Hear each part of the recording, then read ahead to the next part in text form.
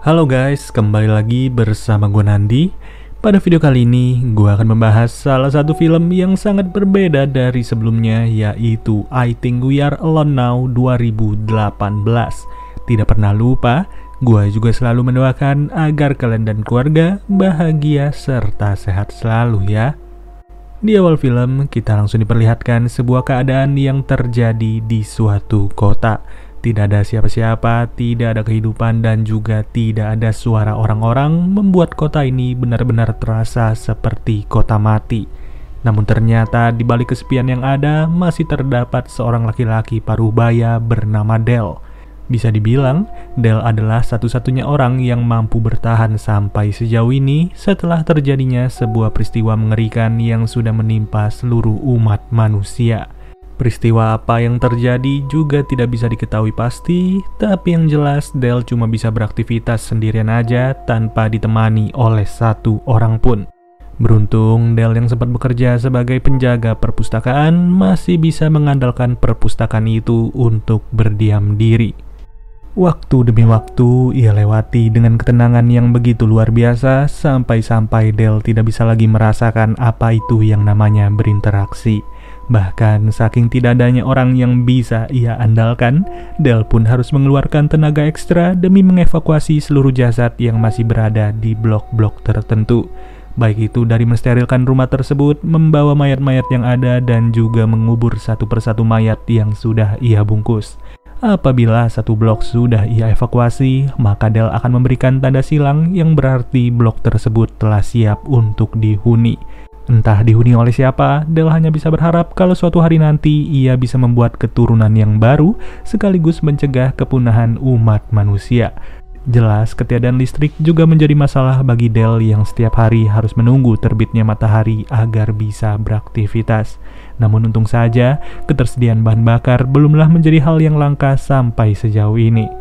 Singkat waktu, Del pun baru aja terbangun dari tidurnya dan ia langsung bergegas untuk melakukan segala aktivitas seperti biasa.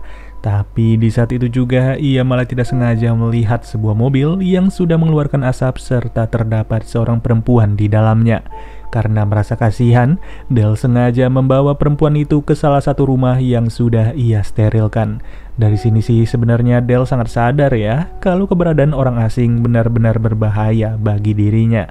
Walaupun pada saat itu jugalah perempuan tersebut berkata bahwa ia tidak berniat untuk macam-macam, melainkan ia baru saja melewati malam dengan mabuk-mabukan karena tidak tahan lagi dengan segala kesepian yang harus ia lalui.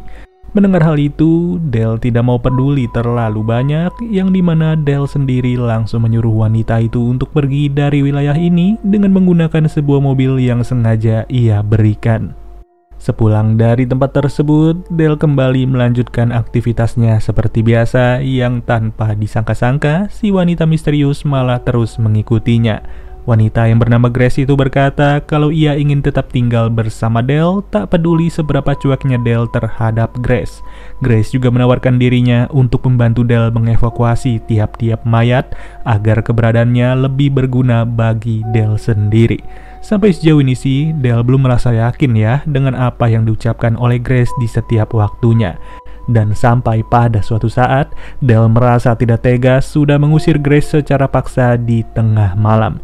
Dari situlah, Del langsung mengajarkan segala hal yang harus dilakukan oleh Grace setiap harinya, baik dari cara mengevakuasi sebuah jasad, serta mensterilkan seisi rumah. Tidak sampai di situ, Grace juga diperlihatkan caranya mengubur tiap-tiap jasad yang sudah dievakuasi dari blok tertentu. Kemudian mereka pun berkunjung ke sebuah supermarket yang selama ini sudah menjadi dapur pribadi bagi Del sendiri. Segala makanan bisa mereka pilih sebebasnya, walaupun ada beberapa makanan yang sudah kadaluarsa. Nggak cuma supermarket, segala toko juga bisa mereka kunjungi sesuka hati tanpa diteriaki maling sama sekali. Di sore harinya, Grace kembali ditugaskan oleh Del untuk mengunjungi beberapa blok yang tersisa. Tentu saja kali ini Grace tidak akan didampingi oleh Del dan ia harus melakukan setiap prosedurnya secara mandiri. Akan tetapi, baru aja mau berangkat, Grace malah mendengar suara gerasak-gerusuk dari sebuah rumah yang udah berantakan. Nggak taunya, di dalam rumah tersebut masih terdapat seekor anjing yang selamat dan langsung dibawa pulang oleh Grace pada saat itu. Ketika hari berganti, mereka berdua pun bergegas untuk memancing beberapa ikan di sebuah danau yang sangat-sangat hening. Ya, anggap aja bersantai-santai lah ya. Apalagi momen bersantai-santai dengan manusia lain sudah lama tidak dirasakan oleh Del dan juga Grace. Dengan skill memancing yang seadanya, Del masih mampu untuk mendapatkan sepasang ikan yang tentu saja ikan-ikan itu akan menjadi santapan spesial bagi mereka berdua. Setelah sekian lama hanya mengkonsumsi makanan kaleng, Grace bersama Del akhirnya bisa merasakan lagi sebuah kenikmatan dari mengunyah daging ikan. Pada esok hari, anjing yang dibawa oleh Grace sudah mulai rewel dan mengacak-ngacak berbagai buku yang selama ini dirawat oleh Del. Dari situlah Del pun terkena gigitan anjing tersebut yang berujung ia sengaja melepaskannya begitu saja. Jelas dong, Grace langsung mengajak Del untuk mencari keberadaan anjing itu, walau pada akhirnya Del langsung mengaku bahwa ia sengaja melepasnya. Atas perilaku tersebut, Grace pun langsung sedih sesedih-sedihnya karena ia tidak bisa lagi memiliki siapa-siapa selain Del yang begitu cuek kepadanya. Dari awal kedatangannya, Grace sangat berharap untuk bisa membuat keturunan bersama Del. Tak peduli keterbatasan fisik seperti apa yang ia alami, setidaknya mereka bisa membuat keluarga baru dan begitu seterusnya tanpa henti. Hanya saja Del berkata kalau ia sudah biasa untuk menyendiri, yang dimana sebelum wabah ini terjadi orang-orang sudah pada menjauhinya. Entah kalimat apa yang bisa menjelaskan perasaan Del, tapi yang jelas perkataan itu pun benar-benar menyindir segelintir orang di dunia ini. Minggu demi minggu mereka lalui bersama dengan segala rutinitas yang terus berulang setiap harinya. Dari sinilah Grace mulai belajar untuk memperbaiki berbagai panel surya yang ada di tiap rumah dengan harapan ada sumber energi terbaru bagi manusia baru. Tidak terasa, hampir seluruh blok yang ada di kota ini sudah mereka sterilkan satu persatu. Ya, walaupun ada satu rumah sih yang terlihat masih belum diapa-apain, padahal rumah tersebut sudah berada di sebuah blok yang diberi tanda silang. Ketika masuk, Grace langsung disambut oleh jasad seorang ibu-ibu yang sedang terduduk di ruang makan, yang nggak taunya ternyata jasad itu adalah jasad dari ibunya Del. Ya, dengan kata lain, Del sengaja untuk tidak mensterilkan rumah ini dikarenakan ia sendiri tidak sanggup untuk melihat jasad ibunya. Meski pada akhirnya Del sudah mampu untuk merelakan hal tersebut dan mereka pun langsung bergegas untuk mengubur jasad itu. Setelah selesai, Grace berkata kalau ia ingin memberitahu sesuatu kepada Del. Namun tiba-tiba belum aja dikasih tahu, scene malah langsung berganti ke esok harinya dan memperlihatkan Del yang baru terbangun di sebuah rumah. Jelas kondisi ini membuat Del penasaran, apalagi ia juga mendengar sebuah percakapan dari dua orang atau lebih di lantai dasar. Yang setelah dicari tahu, ternyata Grace masih tinggal bersama kedua orang tuanya yang bernama Patrick dan juga Violet. Tentu dong ya, si Del udah langsung kecewa berat sama Grace, apalagi orang tuanya itu malah berkata kalau selama ini Del tidak hanya sendirian, melainkan di pusat kota terdapat ribuan orang yang juga selamat dan mereka hidup berbahagia di kota itu. Saat itu jugalah Del diajak untuk bergabung dengan komunitas tersebut demi memulai kehidupan baru serta meninggalkan kota ini yang tidak lagi memiliki harapan. Mendengar ajakan tersebut, Del langsung pergi dari rumah itu. Yang anehnya lagi, Grace langsung berkata kalau kedua orang itu bukanlah orang tuanya. Tidak diketahui pasti mana yang harus dipercaya oleh Del pada saat ini, tapi yang jelas ia tidak memiliki waktu untuk mengurus hal tersebut.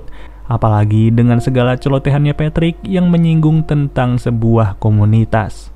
Walaupun untuk yang terakhir kalinya, Patrick masih saja merayu Del untuk ikut bersamanya demi memulai kehidupan baru dan melupakan masa lalu yang sangat menyedihkan. Atas ajakan inilah, Patrick pun langsung memberitahu bahwa di pusat kota, para dokter sudah membuat sebuah alat yang bisa menyatukan kehidupan manusia senormal mungkin, tanpa harus mengingat hal-hal sedih yang pernah menimpa mereka sama sekali.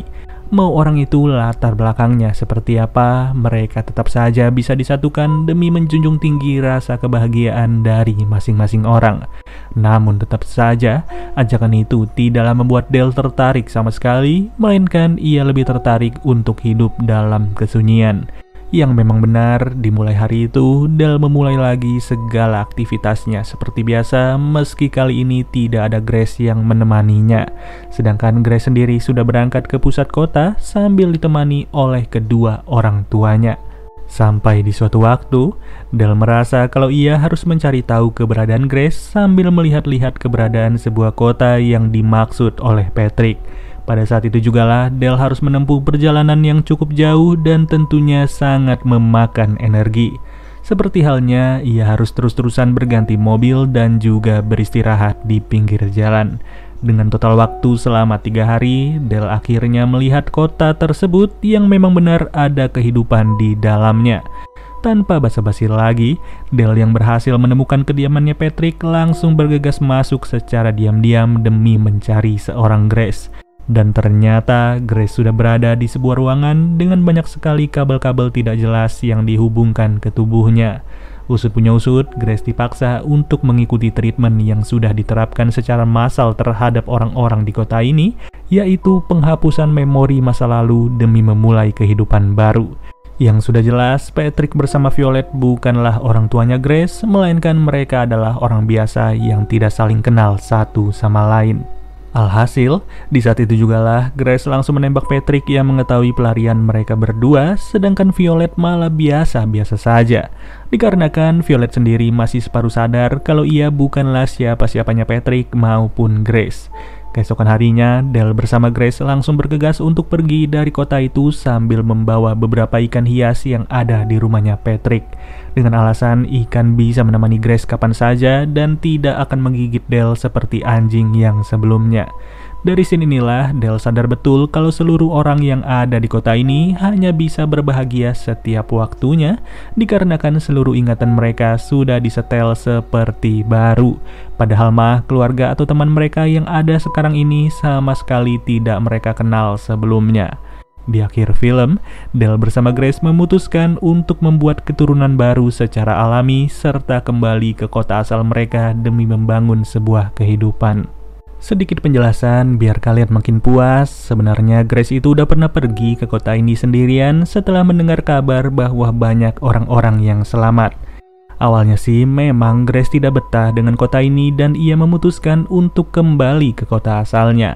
Namun, setelah kembali, Grace malah tidak menemukan siapa-siapa lagi selain Del yang sangat cuek kepada dirinya. Maka dari itulah, ia sengaja bertemu lagi dengan Patrick beserta Violet yang sedari awal memang sudah menunggu kedatangannya Grace sambil membawa Del yang siapa tahu mau ikut. Dan pada akhirnya pemikiran Grace mengenai Del langsung berubah dalam sekejap setelah ia sadar kalau Del sangat-sangat peduli dengan keberadaannya. Oke deh guys, mungkin segini aja pembahasan alur cerita dari film I Think We Are Alone Now. Sampai bertemu lagi di video berikutnya. Gua Nandi cabut dulu. Dadah.